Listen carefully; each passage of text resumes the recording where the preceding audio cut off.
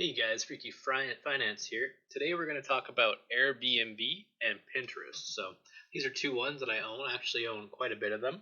Airbnb I started a while ago. It's when I did the video initially on the channel. And it's done well over time. The business has actually done better than the stock has.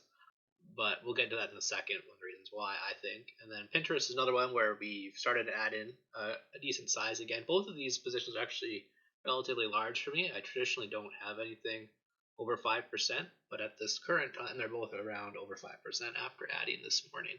So I bought both Airbnb, so I averaged up into Airbnb and averaged down into Pinterest. Airbnb, I have about, 11, so 23,000 US in Airbnb, and then Pinterest, I got about 17 and 7, so 25,000 US in Pinterest. And we're going to jump into why I really like these names longer term.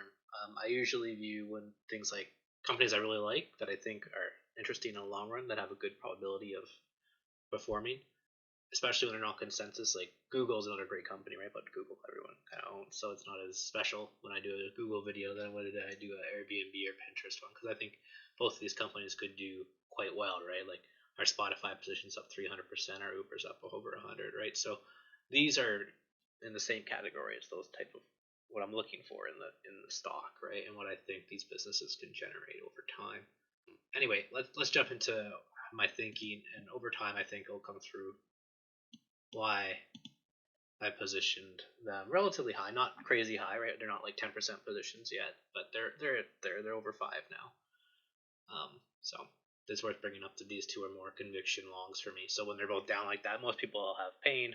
I got excited and I bought some more this morning. So take advantage of it. Even though I'm averaging up in Airbnb when I was over 30% positive, the business is doing what I want them to do. So we'll jump with Airbnb first. So we're seeing growth still about 10%, but that is a slowdown. It's been slowing for about 4 quarters now, relative to what it has in the past. And overall, the margins are pretty strong. Lately, I think for this entire 2024 year, and to be fair, the next quarter, we're seeing not as much scale as we should see on the income statement from the revenue growth. And we're also seeing, I think, the multiple coming in a bit. I mean, it's never been cheap, but we're seeing the multiple coming a bit because the growth in the top line has slowed. So you're getting a decent decel in the top line, so it's giving you a decent degree of entry. At the same time, you're not seeing the scale that you would normally expect in the business. And you can see that here in the decel. You used to grow 29% and you grew 18% year over year. Now you're only growing 10% year over year.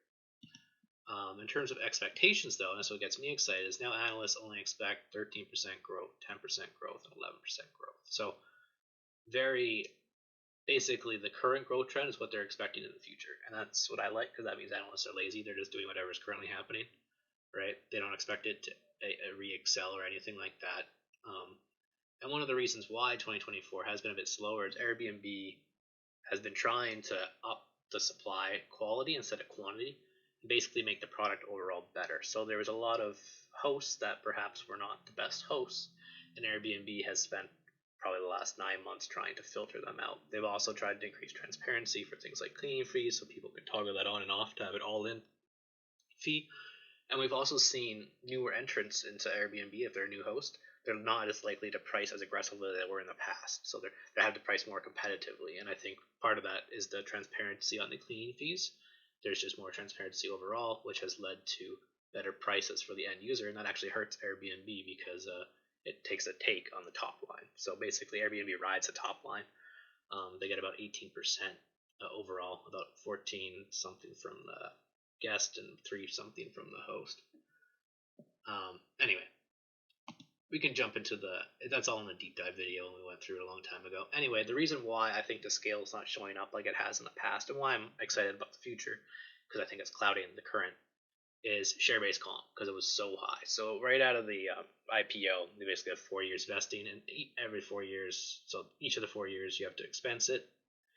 And they've been expensing it for 4 years, and this is the final year. So this 2024 Q4 is the final quarter for these higher than normal RSUs. So that should help the SBC in terms of expense. It should finally decel. You shouldn't be seeing 25% higher share-based comp year over year. That's not a normal thing, especially when revenue is only growing 10. So you actually had negative scale in terms of SBC. And that's not normal. So what we should see in 2025 is we should start seeing the scale that's embedded in the model that I know is in the model start showing up again. Or at least that's what I've seen in prior times when I look back at prior history. In terms of the shares outstanding, it has gone down, so they have been buying back a decent amount of themselves. Like, they do generate a lot of cash flow. The margins are quite high.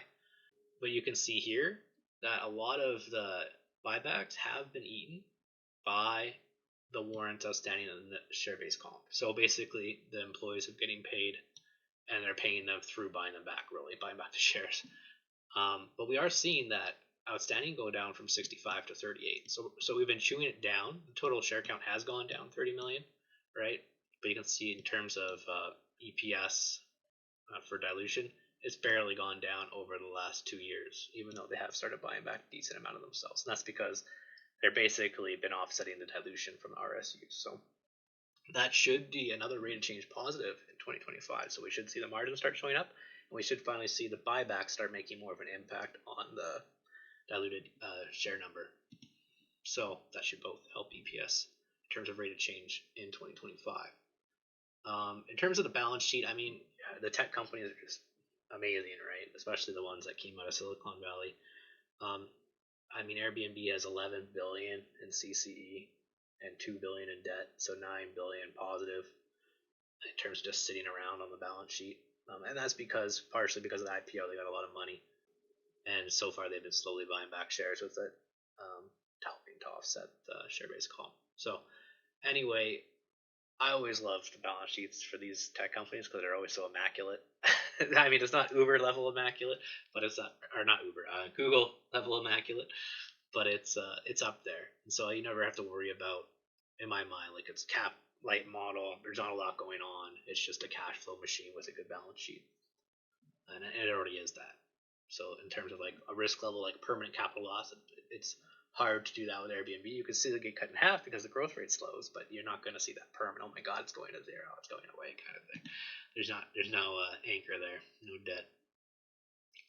In terms of the income statement, I do want to point out this is when you see your revenue shoot up, say 360 million, and your cost of revenue only go up by 6 million, that's special. And that's what I want to point out is, now it's not normally this special. You can see here it gone up 140 and you grew $1 billion. So you grew $1 billion, you pay 140 more directly. Well, that's the type of margins that Airbnb has when they're not staffing up and when they're not investing in themselves and when they don't have crazy share-based comp going 25% year over year. And so what I think is going to happen is you're going to see this start opening up again in the market, really realizing what this type of math does in the long run, right? Just imagine making $1 billion more and only having to spend 150 more to get it. That's technically because it's indirect. It's directly required to earn the revenue. Everything else is kind of add on, like we need to market more to keep the growth going, or we need to support the operations a bit, or we need to improve the product, right, through R&D. And we should always be seeing scale in G&A, and we haven't this year. So that's another thing where I'm like, okay, obviously the scale is being hit in this whole 2024 year. Now we have seen the diluted count slowly start going down, but again, a lot of that is hidden through the RSUs.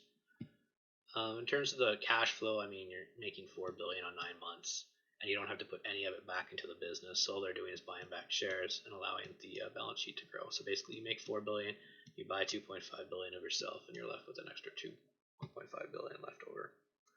So your cash on hand continues to go up.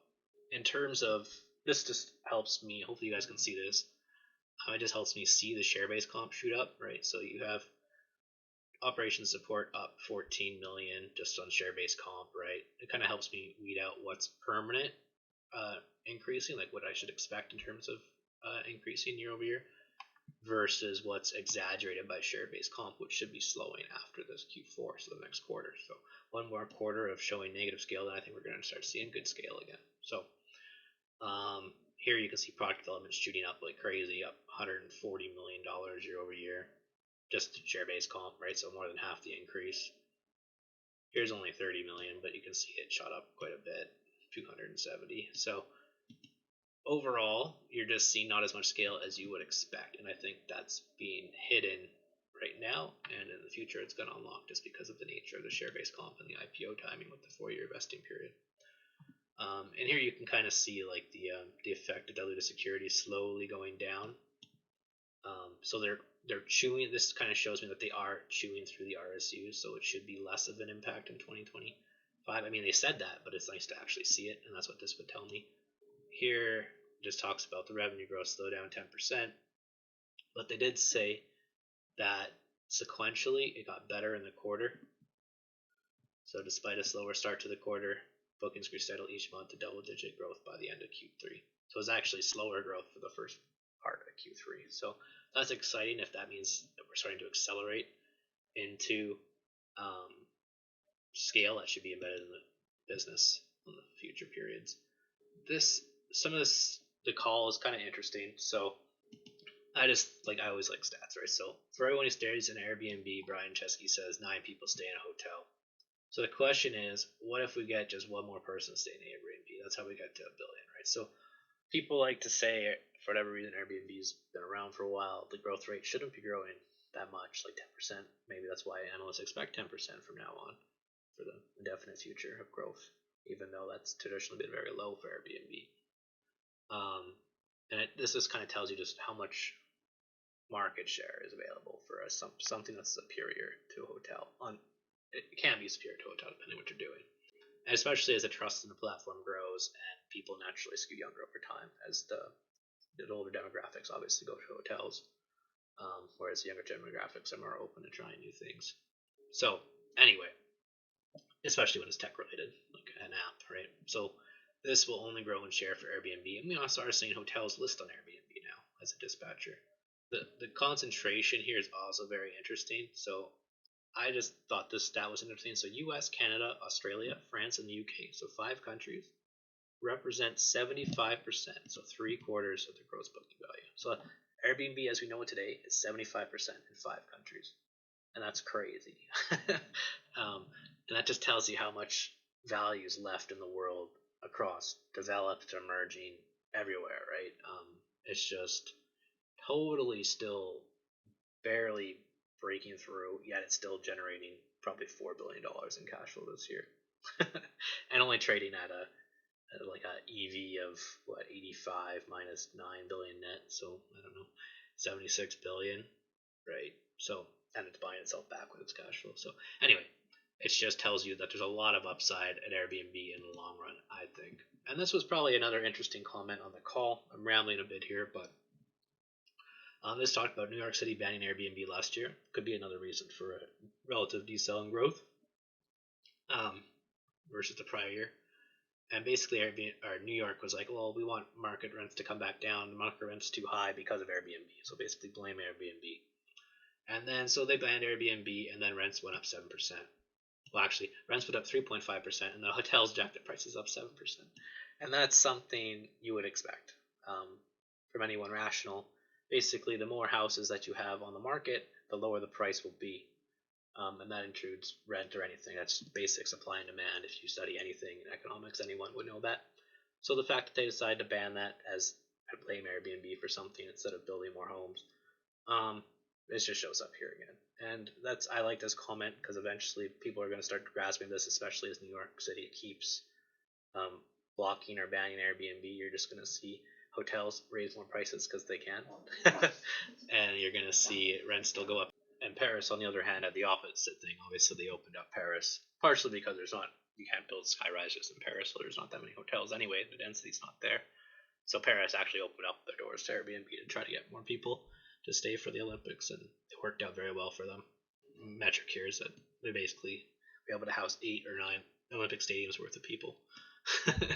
So that's pretty special. 150,000 homes, so went up 50%.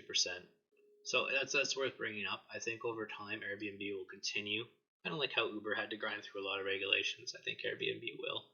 The nice thing about this is that it's on a city by city basis, so it's not by like a country or a province or a state. This type of banning, and that is a risk. It's probably one of the risks that I constantly get on Airbnb. What about getting banned? And I'm like, okay. Well, they just got banned in New York, and the growth rate still went 10%. So I just think this momentum and where they are, their position in travel is very special, and I think it's only going to improve by how they're investing in themselves. Pinterest, different animal, but very high growth. It hasn't slowed down as much as Airbnb, but it has slowed down. And I think that's one of the reasons why we're seeing weakness overall. It's just the growth rate's been slower.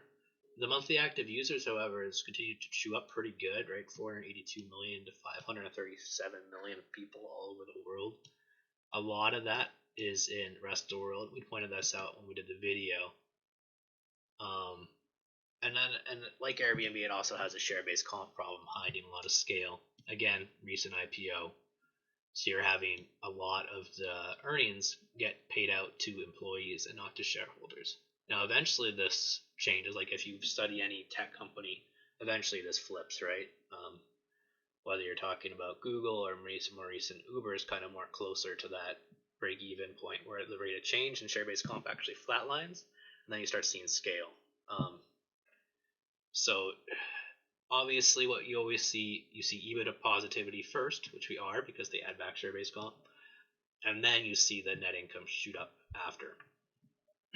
And we saw that with Uber. Probably a more recent example in the last 3 years. Here you can see the ARPU. So this is critical to me. If they weren't seeing ARPU growth year over year, I would be questioning my size of my investment. So this is critical to me in the longer term, is making sure that globally this is going up and every country should be going up. So and you can see just how small, how little they make on the rest of the world users, 300 million users, and you're only making 14 cents a month per user. This needs to be brought up materially, like this should be a double, and that would dramatically improve the stock, right? I don't know why they're not monetizing the platform as much as they should be. I think they could get the ad load up there immediately, because supposedly they're actually seeing more engagement as they increase ad load. So why aren't they seeing the revenue per user increase as much? Now they are seeing it, it's just not as fast as I would expect it to be. And those are the questions I would be asking myself as the CEO. In terms of the balance sheet, again, it's immaculate, 2.4 billion in CCE, no debt. So again, it's just one of those tech companies. They do have accumulated losses, so they're finally at the cusp of just breaking even in terms of actual making money. But the scale that's in the model is exciting too. Now it's not quite Airbnb scale, at least from what I can tell yet. But they haven't also had that big pullback that made it very easy to see the scale when Airbnb did a reset in 2020 during COVID. We didn't have the same reset in Pinterest, or at least I wasn't following it then. So, but Pinterest, you can see overall just revenue up 400 million, and you only have to incur 43 million more in cost of revenue, right? So that tells you on the scale to actually drive the revenue, it's there. It's just the R&D and the marketing behind it and the G&A expenses are more mixed. Now we are seeing scale in the 9 months on the G&A, which is good. So we're seeing scale and cost of revenue G&A. We're just not seeing as much as I would want on sales and marketing, research and development. Now, part of this, I think, is they're trying to invest more in the platform to get more marketing dollars to drive the ARPU. And so one has to come before the other, and I think that's what we're at right now. Anyway, that's just my thoughts. In terms of the cash flow statement, I mean, just like Airbnb, it's capex light. Like you put up 710 million on the 9 months, and you're only putting 20 back into your business. So a lot of it's going to buybacks and share purchases related to RSUs. But we have seen, unlike Airbnb, who actually did see their share count go down, Pinterest is still going up because the share-based comp is so high relative to what they're currently buying back. Right. In terms of the RSU, so what I'm looking for here is I just want to make sure 613, 646, and 731. I want to see this increase, and I want to see this increase quicker. So I want to see 613 to 646 year over year. That's great. That's 33 more cents per user. And then it shot up to almost an extra 85 cents per user, right? The next year. And I want to see that trend here, right? And I want to see this trend here. And I'm not really seeing it here yet. And I want to see more. Honestly, I want to see it in Europe too. There's no reason why US and Canada should be 7 times bigger than Europe. Europe's a very developed ad market as well.